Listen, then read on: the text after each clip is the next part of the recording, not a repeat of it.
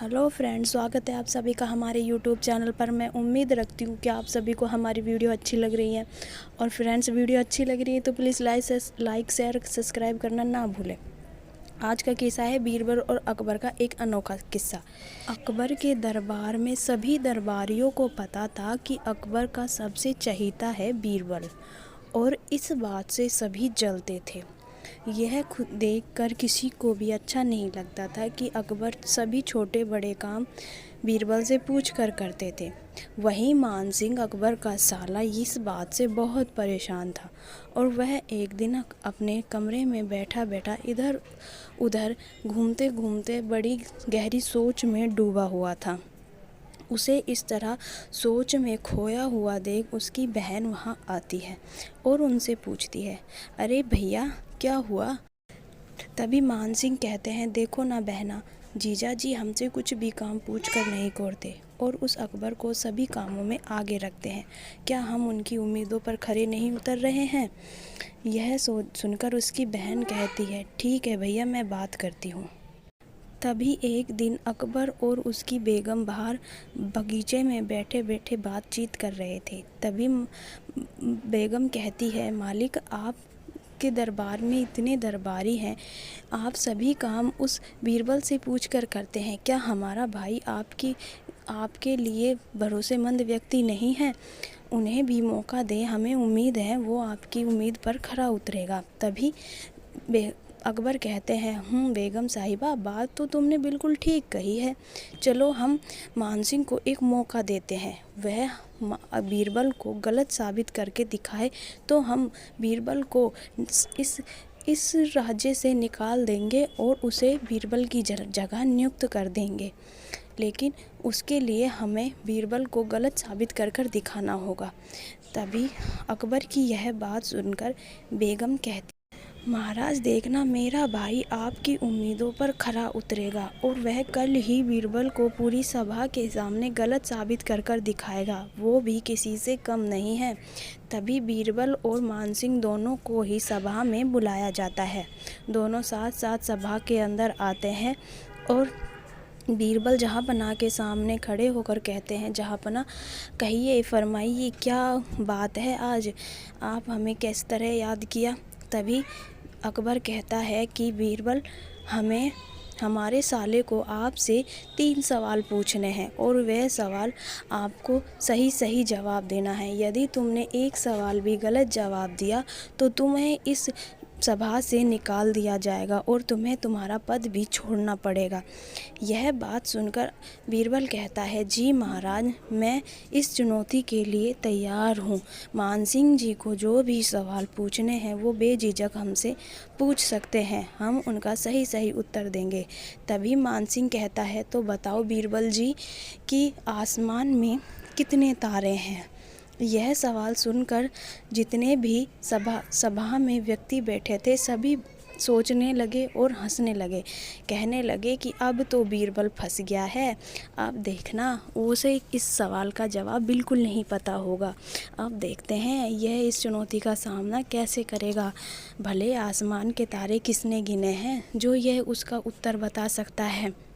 यह सुनकर बीरबल ने कहा, जी महाराज, इसका उत्तर बहुत आसान है, लेकिन आप सभी को मेरे साथ बाहर आना होगा। तभी दरबार में से कुछ दरबारी और राजा और अकबर सभी साथ साथ बाहर आते हैं और बीरबल उन्हें एक भेड़ के पास लाकर खड़ा कर देता है। तभी अकबर कहता है, अरे बीरबल, तुम यहाँ हमें क्यों लेके आए हो? तभी बीरबल कहता है कि महाराज, मेरे सवाल का जवाब ये भेड़ है। जितने इस भेड़ के शरीर पर बाल है उतने ही आसमान में तारे हैं। अगर मान सिंह जी को कोई संदेह है तो वे बेझिझक भेड़ के बाल और आसमान के तारों गिनकर तुलना कर सकता है। तभी अकबर कहता है, बोलो मान सिंह, तुलना करना चाहोगे?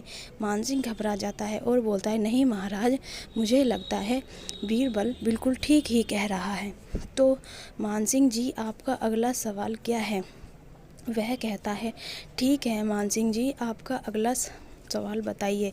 बीरबल कहता है, मान सिंह बोला, ठीक है, इस धरती का केंद्र बिंदु कहाँ है? तभी बीरबल यह बात सुनकर उनसे कहते हैं, अरे मान सिंह जी, आप ही तो हो धरती का बिल्कुल केंद्र बिंदु। यह कहकर वे मान सिंह के पैरों में एक सफ़ेद लाइन खींच देते हैं और उस पर एक लोह की छोटा सा डंडा गाड़ देते हैं। मान सिंह यह देखकर चौंक जाता है और उससे पूछता है, मैं कैसे केंद्र बिंदु हूँ? तभी बीरबल कहता है, मान सिंह जी, जहाँ आप खड़े हो वहीं पर ही वही केंद्र है।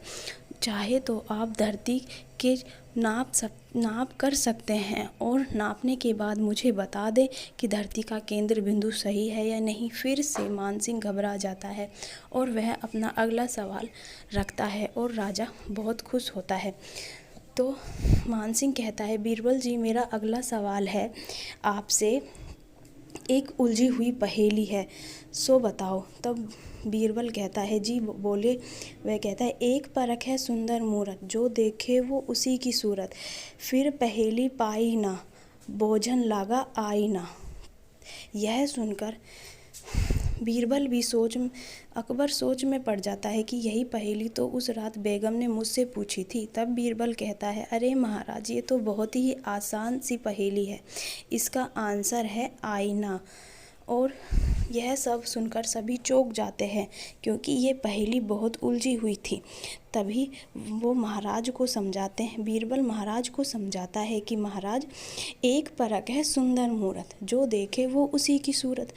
तो महाराज, जो भी आईने के सामने खड़ा होता है वो सुंदर मूरत होता है और इसी का आंसर है आईना।